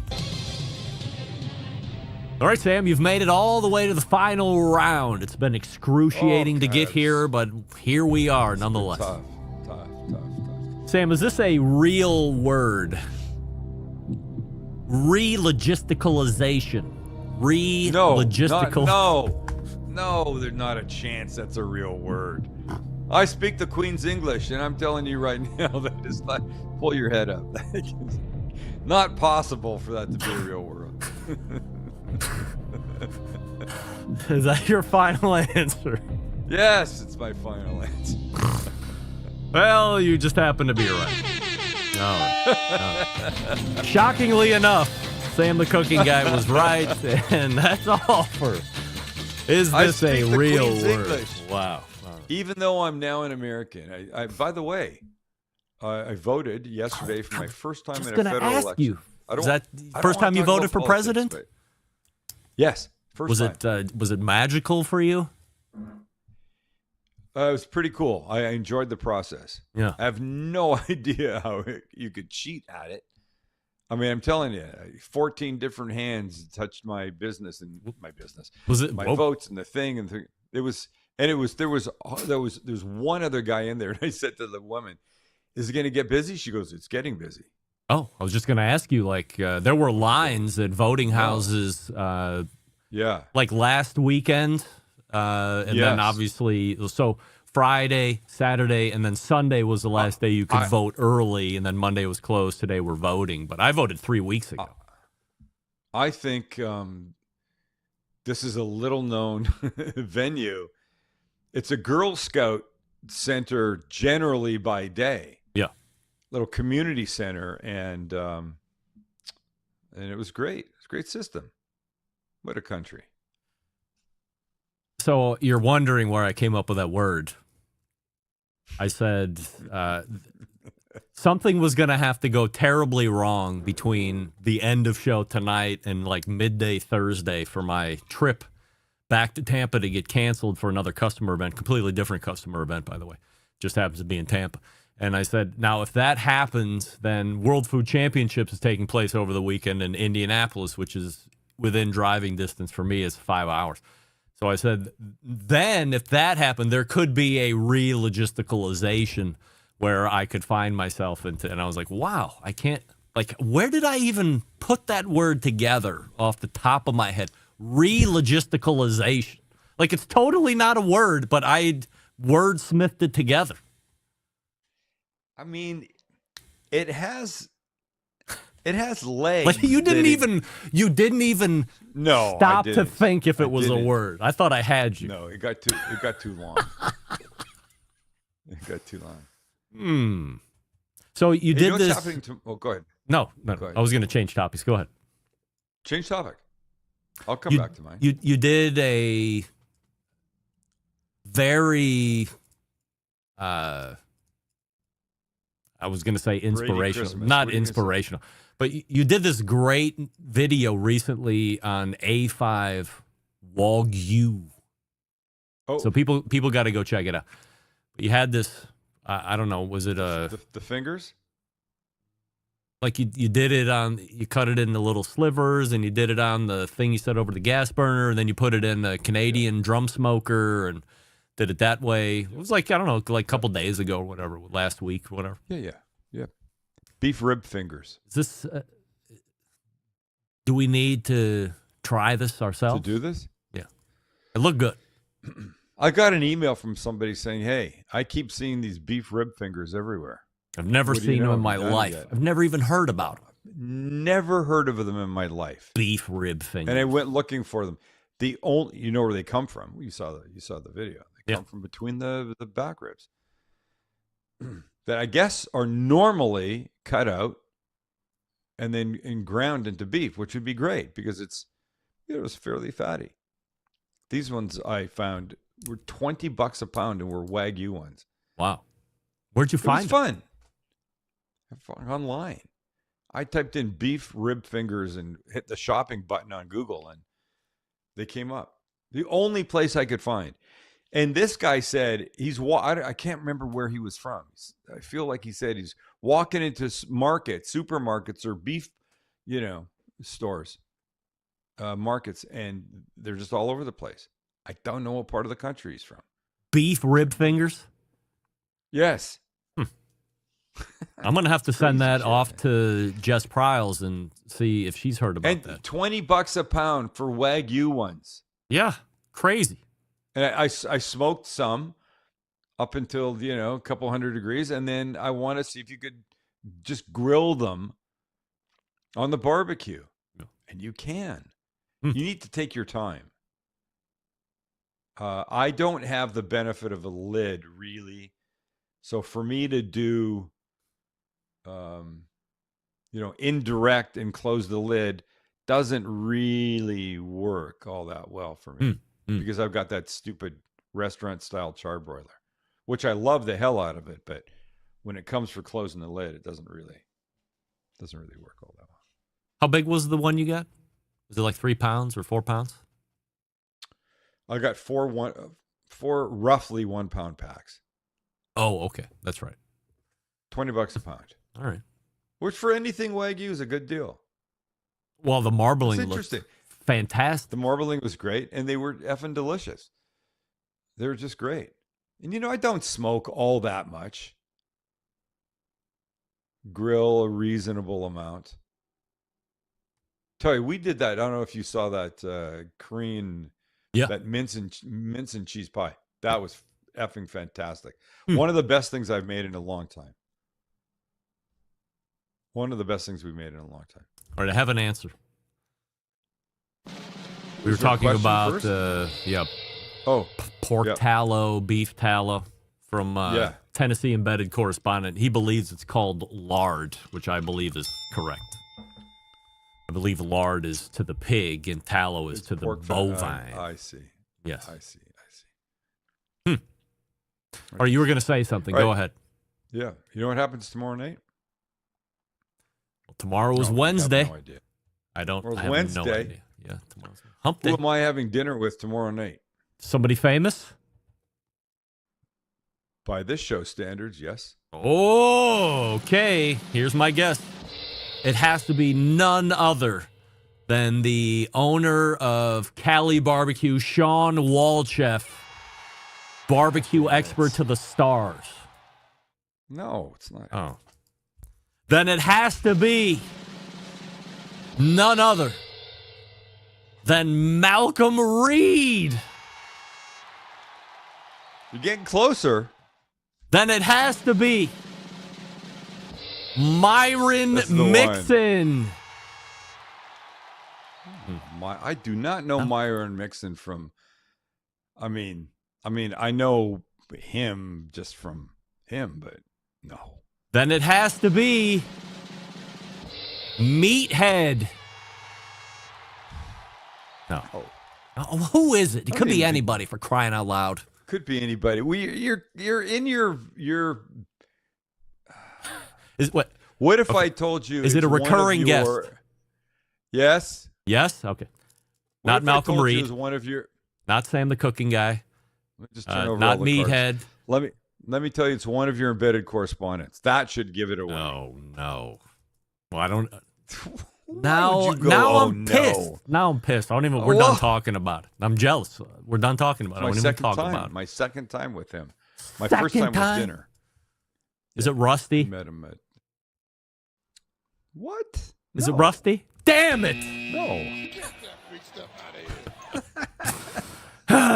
Doug. Christ.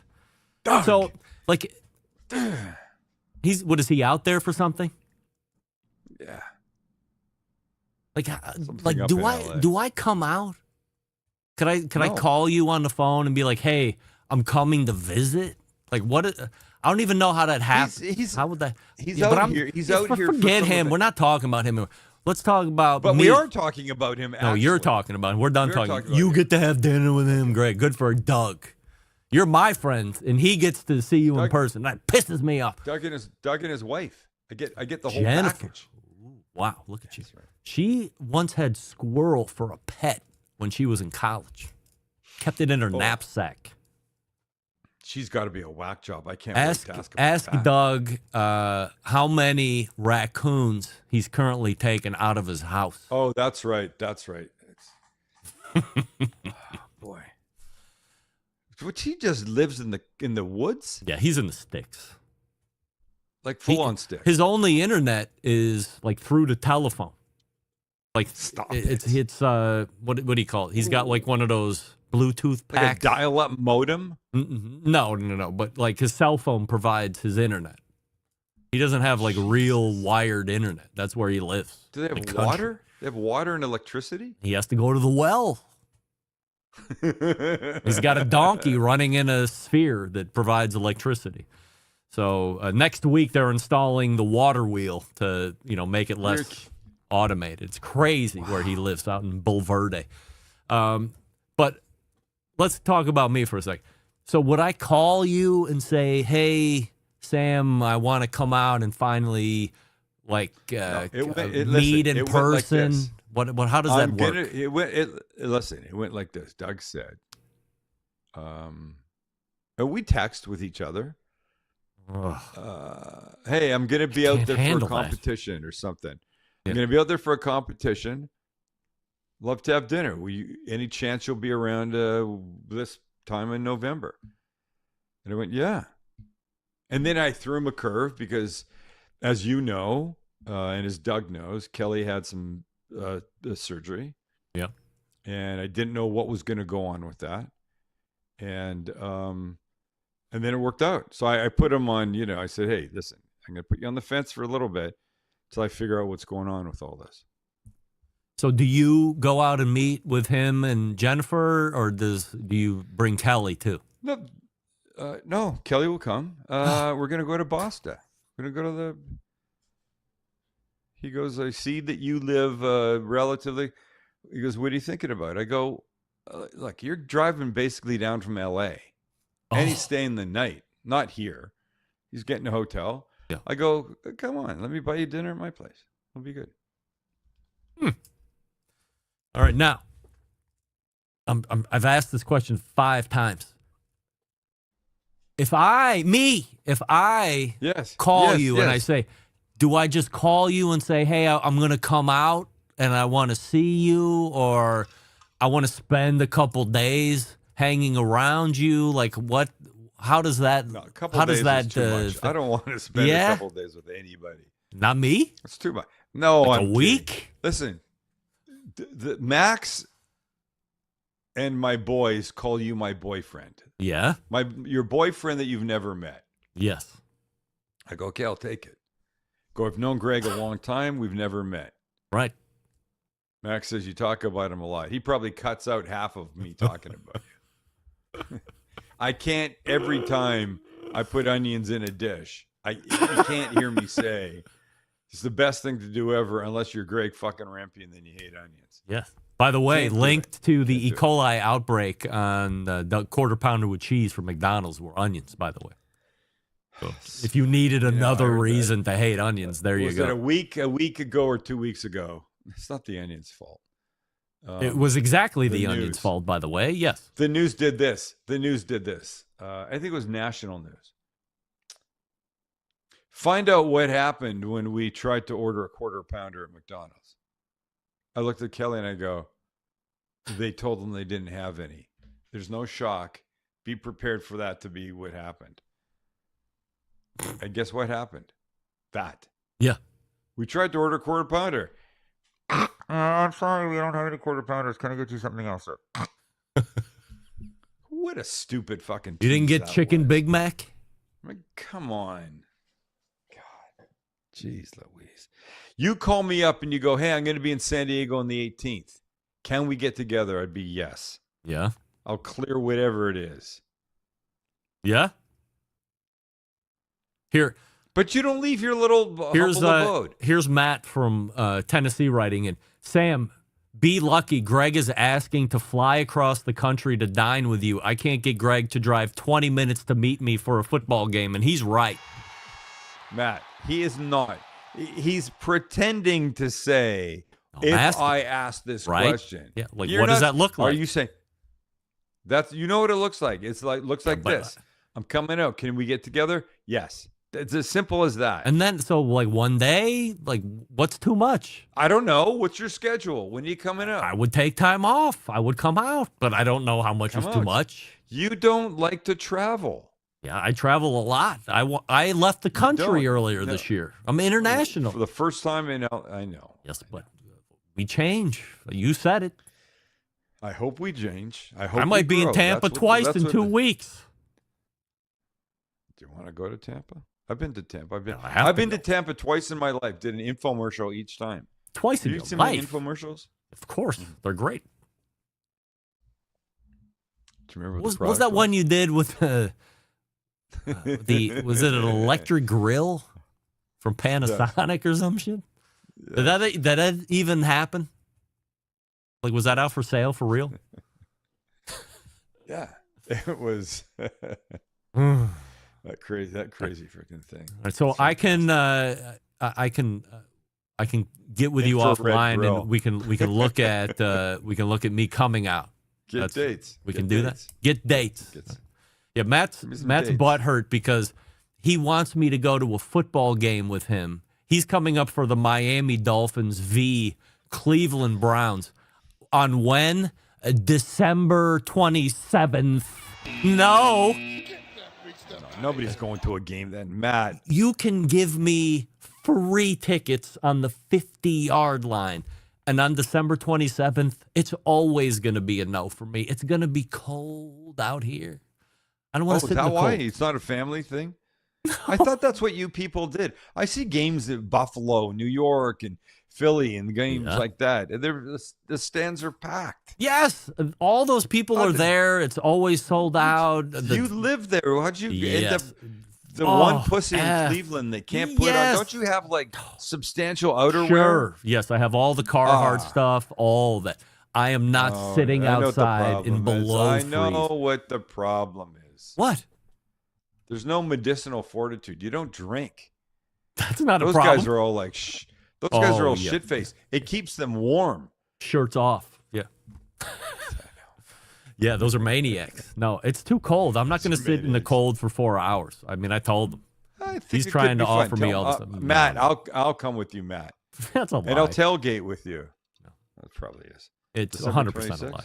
December 27th. December 26th or 7th. 7th, yeah. Plus the Browns below. So on top of all of that, the Browns suck this year, which they shouldn't have sucked, but they suck. Still. Yeah. Well, that doesn't mean you shouldn't go. Yeah. It means you go as a fan and you support no matter what. No. That's not how that works. Come on. I told Matt, I'm happy to meet you somewhere inside We can do all that, and then when it's time for the game, you go that way. I'm going to go. Boyfriend's places. Go to one of Michael Simon's places. Go to Mabel or whatever. Go to Mabel's. Yeah. Go to Mabel's. Have some ribs. Yeah. Good barbecue side there. of the coleslaw, whatever. Yeah. Is he there? Is he in the chat? No. Oh, Michael Simon at Mabel? Like in person? Yeah. No. He lives in the Hamptons. Isn't he from Cleveland? Yeah, from Cleveland. He's got a house in Cleveland. Stops by to check on businesses. He does some business with a distiller out here on the west side of town, but he's mostly in the Hamptons. I mean, he's past Cleveland. Although he is a champion of Cleveland, but he's past Cleveland, I would say. So, what are we making for dinner tomorrow night, or what should I be making for dinner tomorrow night? We ordered Chinese food tonight. Ordered You out? know what? Ordered in. Beef and broccoli? There was beef and broccoli. Oh, I love beef and broccoli. I don't. Kelly wanted that.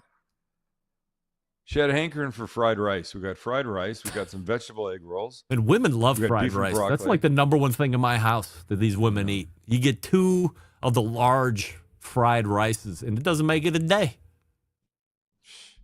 Maniac. And I got for me, I got beef chow fun. My favorite. What's chow Absolute fun? favorite What does that Chinese mean? thing. Chow are the noodles, wide rice noodles. It's a recipe on my website. Beef chow fun. My favorite. Any Chinese restaurant I go to, dim sum, doesn't matter what time of day it is. If beef chow fun is on the menu, I'm ordering it, and I got it. And I love it. I love it. There's beef in it. There's noodles. Not too much else. It's great. If you are ready to pick up great cooking tips and recipes ideas, you should be going over to YouTube and subscribe to Sam's YouTube page. Again, almost 4 million of you are subscribed.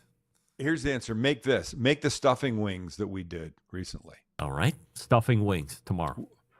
We coated wings with stovetop stuffing mix that we ground up. And then we air fried them. You could have deep fried them. You could have oven baked them. The whole place smelled like Thanksgiving. They were effing fantastic. Maybe that should be the new Thanksgiving. Should be the new Thanksgiving. Maybe that's what I'm going to do for Thanksgiving.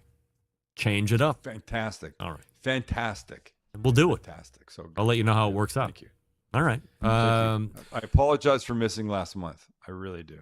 I don't even remember. Feel SamTheCookingGuy.com is the website. Follow him on social media, and then shop for his stuff at shop.stcg.com. Sam, always appreciate the time, and we'll see you next month. Let me know when you're coming out. All right, we're going to talk offline. All right, we're going to do it. I know everybody thinks you ain't doing it. You just wait. Soon enough, you're going to be seeing selfies with Sam the Cooking Guy and Greg Rempe together. It's going to be dynamite. All right, little over. Still got some housekeeping items to get to today, but we should all wrap it up on time. Matt Osmond asking if I have a fried rice recipe. Not a recipe. This holiday season, give the gift that will light up every backyard. Big Papa Smokers has everything the barbecue lover in your life needs. From award-winning rubs and sauces to top-of-the-line grills and smokers, Big Papa Smokers, your favorite foundation with pitmaster favorites like Sweet Money, Little Louie's Seasoned Salt, Cash Cow, Desert Gold, Happy Ending, plus so many more.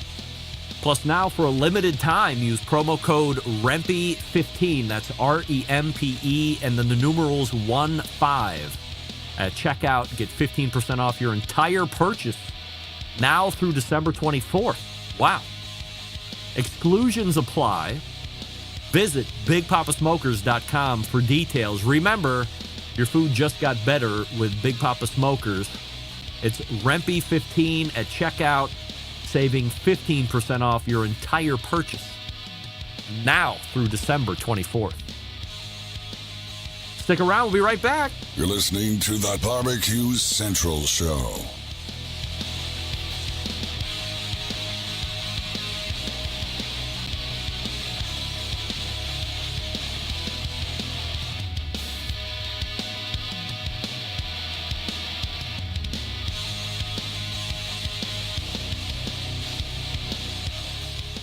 Whole packers, full racks, legs and thighs, injecting butts. If you've never heard this before, you might think you found the best XXX show ever. Let's get back to the most homoerotic host out there today, Greg Rempe. And we thank Sam the Cooking Guy for joining us last segment. CookingGuy.com, his website. This segment brought to you by McAuliffe Cigars. Step into the world of McAuliffe Cigars, where each blend is a chapter and a grand tale of craftsmanship and passion. Portfolio is a symphony of flavors, each note carefully composed to create an unforgettable Nicaraguan smoking experience. And breaking news. According to Two Guys Smoke Shop and the Cigar Authorities podcast, the McAuliffe color line, which includes black, blue, and red, currently rated number one for Toros under $10. So congratulations. I highly concur with that. Find a retailer near you by visiting the website McAuliffecigars.com. That's MICALLEF cigars.com.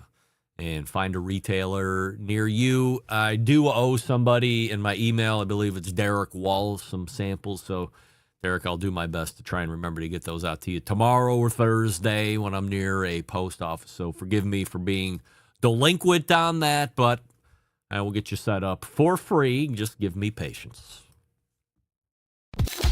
A Barbecue Central Show exclusive news update. Greg Rempe reporting from the breaking news desk here in Cleveland, Ohio, the city that breaks the most live fire breaking news across the country, nay, the globe.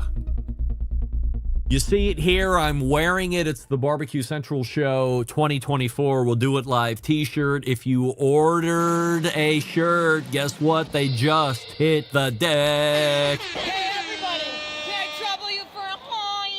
So if you ordered, we're going to go through the separation process and the packing process. And I would say by some point next week, they'll start hitting USPS and heading out to you. Some ordered singles, some have two. Some guy, I think, ordered 6 shirts all by himself. So all of those shirts are in the process of being quality checked, making sure they all match up with those who paid. And once we work through that over the course of the weekend, as I had mentioned, we'll get them in the mail through the start and middle of next week. So be patient there. But the shirts are in just in time for the holidays, just in time for you to wear them every day through the end of the year, just to make sure they're broken in properly for 2025, which is coming rather quickly. This past weekend, there was a barbecue contest in Kansas City that was the American Royal. I have results if you are wondering. From the invitational side of things, number 10, Mulkey's Barbecue, 9, Scuffletown Smokers, 8, Okie Folks Barbecue, 7, American Fire Barbecue, 6, IBQin, 5, Damn Fine Beef and Swine, 4, The Barbecue Bus, finishing third, 913 Barbecue. Reserve Grand Champ, Smoke Central Barbecue. And taking Grand Champion in the invitational side, Hot Daddy's Barbecue. Fun fact, 1st through 10th, all scoring over 700 points. That was something that rarely happened years ago. It is routine now. In fact, I think you got plus 700 through 12 or 13 positions, but it was past top 10. But rarely do you see top 10 all scoring 700 plus points. In fact, the winner was going just shy of 710, which is a huge score. And then the next day there was the Open. And if you're wondering how that finishes, 10th place, Catalina Swine Mixer. 9th place, Rio Valley Meat Barbecue. 8th place, Colorado Bulldog Barbecue. 7th, Rusty Pig Barbecue. 6th, Burnt Skull Barbecue. 5th, Janky Leg Barbecue. 4th place, Smoke Me Silly. 3rd place, Razor Racks Barbecue. Reserve Grand Champion Bushmaster Barbecue, and finishing in the Grand Champion position, Chunky Barbecue. Fun fact, 1st through 10th in this round, also scoring 700-plus points. In fact, first place taking 710.8. So round up on that one, 711 is the winner there. So everybody, and I think that was another one that went deeper outside of the top 10 with a 700-plus score. So those are your results of the 2024 American Royal competition. As I had mentioned in the top of the second hour, World Food Championship starting this coming weekend, Indianapolis, and I will not be attending. And they didn't, did none of this stuff update? I was writing agenda items in this. Did I not? Well, where did it go? I have it all here, ready to go. Email from Bob in Tulsa, Oklahoma. Greg, I listened to your show as I drove to Kansas City from Tulsa to judge the American Royal, and I heard you listed the big team wins at the Jack. I made it a point to find all the top 10 teams that were also here in Kansas City, and I did. But as I walked up to the Arkansas team, I found out that they were the Razor Racks and not the Razorbacks. I told them that you named them on your show as the Razorbacks, and they politely corrected me. Nice folks. Anyway, I'm also writing to implore you to try and attend the show next year. I'm unsure if you ever have been. Love your show. Regards, Bob. Bob, let me get this right. You love the show. I made a mistake 3 weeks ago or 4 weeks ago or whenever the hell the Jack Daniels was, because my eyes played a trick on me and I said Razorbacks instead of Razor Racks. Shame on me. But you make it a point to go find that team. You visually see walking up that indeed the team is not Razorbacks, it's Razor Racks. And then you tell the team that on the show I called them the wrong name? Bob, with friends like you, did it ever cross your mind, Bob, to perhaps make the show host shine like a diamond and say, hey, Barbecue Central Show mentioned you, and leave it at that? Not bring up the fact that I misspoke, make me look like a doofus. All right, I make a mistake every now and again. I tried to pull the fast one on Sam the Cooking Guy earlier this show when I said re-logisticalization, but he didn't buy it for a second. Next time, Bob, do me a solid, since you love the show so much. Don't mention how I screwed up in front of the people I screwed up with. A, don't say anything at all, or B, just say, hey, you got mentioned on the show, maybe you never heard about it. Leave it at that. Put the onus on them to then go listen to it and go, you know what? They called us the wrong name. I'm going to email that guy and let him know it's the Razor Racks and not the Razorbacks. Just know this. I made everything fine and clear right here on the show as I announced you the right way, the American Royal, which everybody likes better than the Jack anyway. So Razor Racks, humble apologies.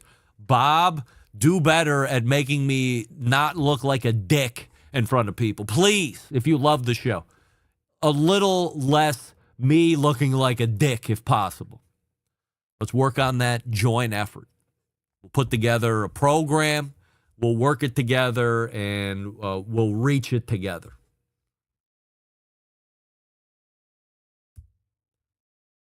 And that's going to do it. We're all caught up. Just like that, we're at the end of the most recent live show, taking place on November 5th. Results of the poll as we close out, 96% of you are saying you would rather make steak at your own home versus eating it in a steakhouse. I agree with that. All the way back in the first hour, we met with Malcom Reed. After Malcom Reed, we had a first-time guest, Eric Hinman. Fitness guru. Dude ran Ironman triathlons. Is training for, was it Rock's Bike or something like that? And also the CrossFit Games. He's in shape, you could tell. Gave me a little advice that I'm going to start working on right away. And then in the second hour, saying the cooking guy, he doesn't care about Hoda Kotb leaving. He knew immediately that re-logisticalization was not a word, even though I tried to trick him. And he says that we should be trying the air fryer stovetop stuffing coated chicken wings, was it? Delish. Can't wait to try it this coming weekend. Why not? I got plans for dinner tomorrow night. But in case you needed some insider scoop on what to make for dinner tomorrow night, that's why I asked when Sam's on. A big show planned for you next week. Meathead, Robert Moss, Amber Glanville, and more. It's a book show out already, believe it or not. So how do I always leave you? September 11th, 2001. I will never forget. Until next Tuesday at 9 p.m. Eastern, this is your program host and proud U.S. American Greg Rempe saying, Shalom!